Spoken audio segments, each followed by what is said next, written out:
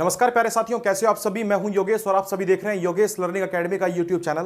प्यारे साथियों, कल हमने बात करी थी वैदिक सभ्यता के बारे में और जानने का प्रयास करा था कि किस प्रकार से वैदिक सभ्यता जो थी वो आर्यों के द्वारा भारत में लाई गई थी। तो चलिए दोस्तों, आगे आज बात कर लेते हैं। और हम बात कर रहे थे पूर्व वैदिक काल के बारे में। पूर्व वैदिक काल में दोस्तों हमने आपको बताया था कि इसका जो समय रहता है वो 1500 बीसी से लेकर 1000 बीसी तक रहता है। इसके बाद दोस्तों दूसरा जो हमारा चलेगा उसमें आएगा उत्तर वैदिक काल। उसके बारे में भी मैं आपको डिटेल में बताने का प्रयास करूंगा। फिलहाल दोस्तों इसके बारे में बात करते हैं। हमने आपको इससे संबंधित कुछ शब्दावली बताई थी और उनमें विशेष शब्दावली कुछ आज बतानी बड़ी बाकी है। तो दोस्तों बात करेंगे आज रिवर्स के बारे में, अर्थात नदियों के बारे में। तो प्यारे साथियों, क्या आप जानते हो जो वैदिक काल था हमारा, उस वैदिक काल के अंतर्गत नदियों के नाम क्या हुआ करते थे? तो मैं आपको बताना चाहूंगा भाई, देखिए ये जो काबुल रिवर है ना, काबुल रिवर आजकल कहां पर है? आप बताओगे ये बहती है पाकिस्तान में, क्योंकि उस टाइम तो पूरा अखंड भारत हुआ करता था। तो हम बात कर रहे हैं उस टाइम की। तो दोस्तों आज इसको काबुल रिवर को आज काबुल कहा जाता है। उस टाइम पर इसको नाम जाना जाता था कुंभा के नाम से इसको जाना जाता था भाई। इतनी बात आप याद रखेंगे। कुंभा रिवर आपको याद रखनी है, एक एक नदी का नाम आपको याद रखना है भाई। आप याद रखेंगे काबुल कहा जाता था कुंभा को। सिंधु, मैंने आपको कल भी बताया था सिंधु के बारे में कि इसको कहा जाता था भाई हिरण्यसी कह लीजिए, या फिर इसके अलावा आप बोलोगे हिरबा या फिर हीरब के नाम से। हीरब कह लीजिए या फिर हिरण्यसी कह लीजिए, ये दोनों ही नाम भाई किसके हुआ करते थे? सिंधु रिवर के हुआ करते थे। इसके अलावा दोस्तों आपको याद रखना है जो झेलम रिवर है आज की, झेलम नदी, इसको उस टाइम पर वैदिक काल में कहा जाता था वितस्ता। क्या कहा जाता था? वितस्ता। यानी उस टाइम पर इसे वितस्ता के नाम से जाना जाता था। 3 नदियां मैं आपको बता चुका हूं। काबुल, कुंभा आप याद रखेंगे। सिंधु की बात करेंगे तो हीरब याद रख सकते हो या फिर हिरण्यसी याद रख सकते हो। इसके अलावा दोस्तों मैंने आपको बताया झेलम को कहा जाता था वितस्ता। प्यारे साथियों, स्वात रिवर, ये जो स्वात नदी है, स्वात नदी को कहा जाता था सुवस्तु। मोस्ट इंपॉर्टेंट है। स्वात नदी को, जो आज स्वात नदी है, उसे क्या कहा जाता था? आपका जवाब रहेगा भाई सुवस्तु कहा जाता था। चिनाब नदी आप अच्छी तरह से जानते हो भाई, चिनाब रिवर को उस टाइम पर कहा जाता था अस्किनी। चिनाब रिवर को अस्किनी कहा जाता था। सिंधु को मैंने बताया हिरब कहा जाता था या फिर हिरण्यसी कहा जाता था। झेलम को मैंने वितस्ता बता दिया। स्वात को दोस्तों कहा जाता था सुवस्तु, और इसके अलावा काबुल को कहा जाता था कुंभा। इतनी रिवर्स आपको याद रहनी चाहिए। गंडक नदी की बात करें तो गंडक नदी को कहा जाता था उस टाइम पर सदा नीरा, यानी सदा नीरा का नाम इसको यहां पर दिया गया था। प्यारे साथियों, व्यास नदी, ये जो व्यास रिवर है आज की तारीख में, इसको नाम से जाना जाता था विपाशा के। यानी आज की जो व्यास नदी है उसको वैदिक समय में, यानी ऋग्वेद काल के समय में, उस टाइम पर इसको कहा जाता था विपाशा। प्यारे साथियों, सतलज नदी या सतलुज कह लीजिए आप, इसको उस टाइम पर जाना जाता था सतुद्री के नाम से। किस नाम से? सतुद्री के नाम से। प्यारे साथियों, चलिए उम्मीद करता हूं बातें आपके समझ में आ रही होंगी। एक बार फिर से रिवीजन कर लेंगे। गोमती नदी को कहा जाता था गोमल, जबकि घग्गर नदी को दसदती या फिर इसको सरस्वती के नाम से भी जाना जाता था, सरस्वती। ये बहुत पुराना नाम है भाई, सरस्वती। इसके अलावा रावी नदी को कहा जाता था भैया परुषणी।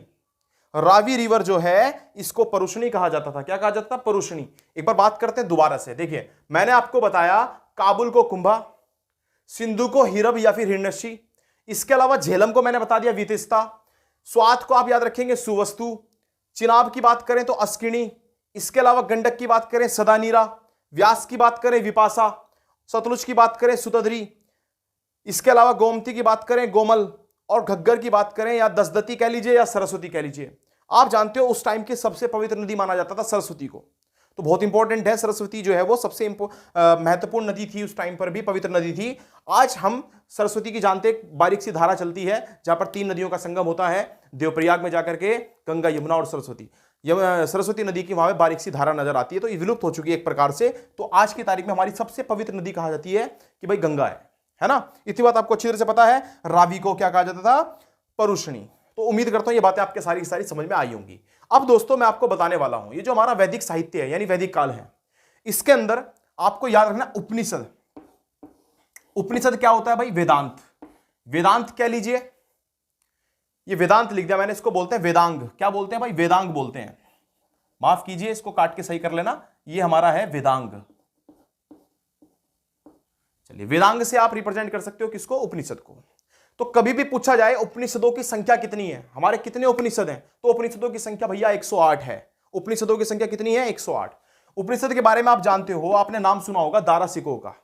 दारा सिको जो था, दारा सिको जानते हो ना, दारा सिको औरंगजेब ये सारे के सारे जो थे 4 पुत्र थे किसके, शाहजहां के।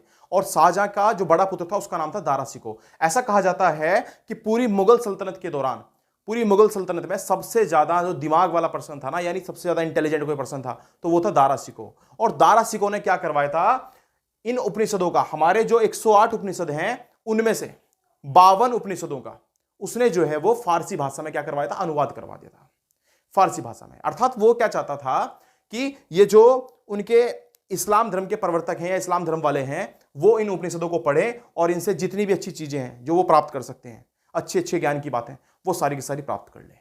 तो इस प्रकार से वो समझदार व्यक्ति भी था, तो इतनी को वो करा चुका था। आप सब याद रखेंगे उपनिषदों को संस्कृत भाषा में लिखे हुए थे। वैदिक काल आपको पता है संस्कृत भाषा का काल हुआ करता था, यानी आर्यों की भाषा ही संस्कृत हुआ करती थी। तो दोस्तों ये बात आपको अच्छी तरह से याद रखनी है कि उपनिषदों की संख्या कितनी है, यानी वेदांगों की संख्या कितनी है। आप याद रखेंगे 108 हमारे उपनिषद हैं। और इन 108 में से जो हमारे मेन हैं वो कितने हैं, टोटल 13, यानी 3 हमारे मुख्य, 13 जो है हमारे मुख्य उपनिषद इनमें आ जाते हैं। 13 हमारे क्या है, मुख्य उपनिषद हैं। अब दोस्तों आपको यह याद रखना है कि ये जो उपनिषद है ना, उपनिषद वो किस प्रकार से बटे हुए हैं। आपको याद ये रखना है टोटल 108 में से ना, 108 में से 4 तो ऐसे हैं जो सिर्फ और सिर्फ किसमें है, आपके प्रोज में है, अर्थात सिर्फ गद्य खंड में है। यानी जो गद्य खंड और पद्य खंड आपको पता है ना, दोनों के दोनों, एक तो आपका पोएट्री वाला पार्ट होता है और एक बिना पोएट्री वाला जो होता है, तो दोनों याद रखने हैं। ये आपका हो गया ओनली प्रोज यानी गद्य खंड वाला, और जबकि 4 तो ऐसे हैं जो ओनली गद्य खंड वाले हैं, जबकि भाई 102 ऐसे हैं जो पद्य खंड वाले हैं। टोटल कितने हो गए, 4 और 102 106 हो गए ना। 2 ऐसे भी हैं जो दोनों में ही हैं, अर्थात जिसके अंदर गद्य खंड और पद्य खंड यानी पोएट्री वाला सेक्शन और बिना पोएट्री वाला सेक्शन दोनों नजर आएंगे। आपको याद रखना है भाई, ऐसे दोनों के दोनों जो पोएट्री वाले सेक्शन और जिसके अंदर गद्य खंड और पद्य खंड दोनों है, बिना पोएट्री वाला और पोएट्री वाला, इन दोनों ही सेक्शन को मिलाकर के कहा जाता है भाई चंपू। क्या कहा जाता है, चंपू। उम्मीद करता हूं यह बात आपके याद रहेगी। प्यारे साथियों आपको याद रखना है कि ये 4 ऐसे जो सिर्फ और सिर्फ प्रोज में है, यानी 4 के 4 जो गद्य खंड में हैं, उनको भाई क्या नाम दिया गया है। एक का नाम है कठ, कठ याद रखेंगे आप। दूसरा याद रखेंगे ईस, और तीसरा याद रखेंगे श्वेतांबर, और चौथा याद रखेंगे मैत्रेयी। 4 नाम बताए भाई मैंने आपको, चारों के चारों एक से बढ़कर एक, और चारों के चारों very very very very important है। कौन कौन से नाम बताए हैं, एक याद रखेंगे कठ, दूसरे का नाम ईस, तीसरे का नाम बताया है श्वेतांबर, और चौथे का नाम बताया है मैत्रेयी। ये 4 हमारे जो हैं वो किस में आते हैं, आप कहेंगे प्रोज वाले सेक्शन में आते हैं। जबकि ऐसे जो दोनों में आते हैं, यानी कि पोएट्री वाला सेक्शन भी और बिना पोएट्री वाले सेक्शन में भी जो आते हैं, उन्हें कहा जाता है प्रसन और केन, यानी प्रसन और केन के नाम से उनको जाना जाता है। प्रश्न बोल लीजिए आप, प्रसन और केन के नाम से उनको जाना जाता है। प्यारे साथियों 102 ऐसे हैं जो सिर्फ आपके पद्य में है। अब इसके अलावा क्या याद रखना है आपको, याद रखने की बात यह है कि हमारे जो ये 108 ग्रंथ है ना, या 108 उपनिषद है ना, इन 108 उपनिषद, भाई ग्रंथों की संख्या 4 है, ये आपको पता होना चाहिए। उसमें हमारे आते हैं ऋग्वेद, आपका आता है सामवेद, यजुर्वेद और अर्थवेद। ये उसके अंदर के पार्ट यानी उपनिषद हो गए हमारे। उपनिषद की बात करें तो उपनिषद आप याद रखेंगे टोटल हमारे पास 108 उपनिषद हैं। 108 उपनिषदों में से सबसे बड़े उपनिषद का नाम आप हमेशा याद रखेंगे, कौन सा है, विद्यारण्यक। सबसे बड़ा उपनिषद कौन सा है, विद्यारण्यक।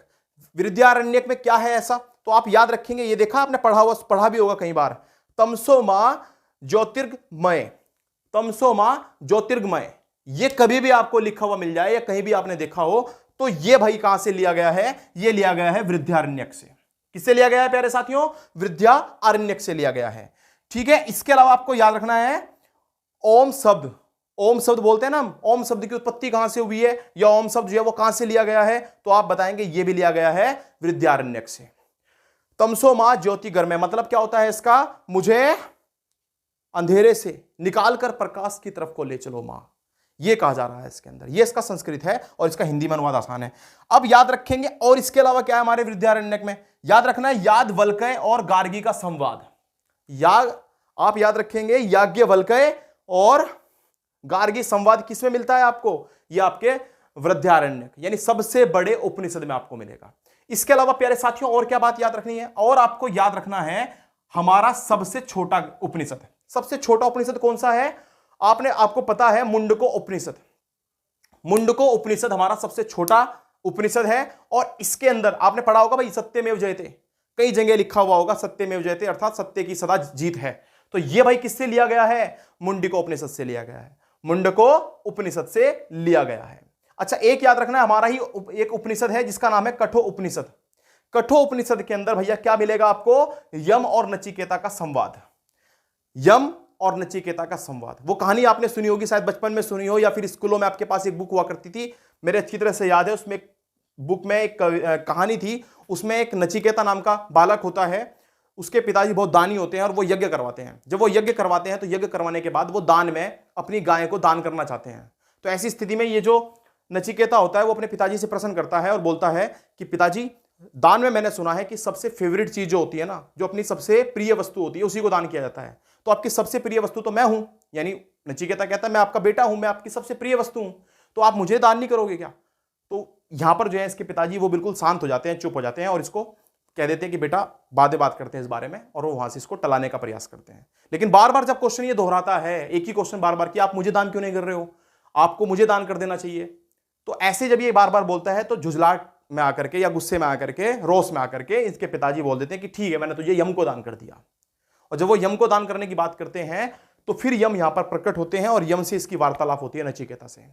यहां पर नचिकेता बार बार यम के सामने जो है प्रश्न पूछता है कि मृत्यु क्या है, मृत्यु के बाद इंसान का क्या होता है, उसका दोबारा जन्म होता है कि नहीं। इस प्रकार के वो क्वेश्चन जो अलौकिक हैं, जिनके बारे में हर व्यक्ति जानने का प्रयास करता है लेकिन पता किसी को नहीं होता। इस ब्रह्मांड के अंदर शायद ही कोई जानता हो, सिर्फ ऊपर वाला जानता है और कोई नहीं जानता। तो वो सारे के सारे क्वेश्चन नचिकेता को पता चल जाते हैं यम के द्वारा। तो ऐसा हमारे किसमें लिखा हुआ है? कठो उपनिषद में लिखा हुआ है। तो कभी आपको मौका मिले तो दोस्तों अपने इन उपनिषदों को पढ़ने का प्रयास जरूर करें, हमारे चारों ग्रंथों को पढ़ने का प्रयास जरूर करें। बहुत महत्वपूर्ण है, बहुत बेहतरीन है और जीवन का सार इन्हीं के अंदर जो है वो छिपा हुआ है। तो प्यारे दोस्तों, इतनी बात आपके याद रहेगी। इसके अलावा आपको याद रखना है संस्कारों की संख्या कितनी है। आप जानते हो ना अंतिम संस्कार, ये भी उसी संस्कार का एक हिस्सा है। इसके बारे में नेक्स्ट वीडियो में डिटेल में बात करेंगे, अच्छी तरह से चर्चा करेंगे, विस्तृत रूप से चर्चा करेंगे। फिलहाल मैं आपको बताता हूं कि हमारे टोटल संस्कारों की संख्या कितनी है? 16 है। ये मैं नहीं कह रहा हूं, ये हमारे वैदिक काल से, वैदिक साहित्य में दिया हुआ है। यानी कि जो आर्य आए थे, कब आए थे आप जानते हो? पूर्व वैदिक काल में, यानी 1500 से लेकर के 1000 BC में, उस टाइम पर। आज 2023 चल रहा है, यानी 2023 ये, और साथ में आप 1000 वर्ष और पीछे चले जाओ, आप 1000 वर्ष और पीछे चले जाओगे तो लगभग कितना हो गया? 3023। तो 3030 साल पहले यह बात कही गई होगी, उससे भी पहले बल्कि, क्योंकि 1500 से है यहां पर, यानी 3500 के आसपास आप ये कह सकते हो। इतने साल पहले हमारे उपनिषद वगैरह जो है वो आ चुके थे और इनमें जो थी वो ये बातें कही गई हैं। तो उम्मीद करता हूं बातें आपके समझ में आई होंगी।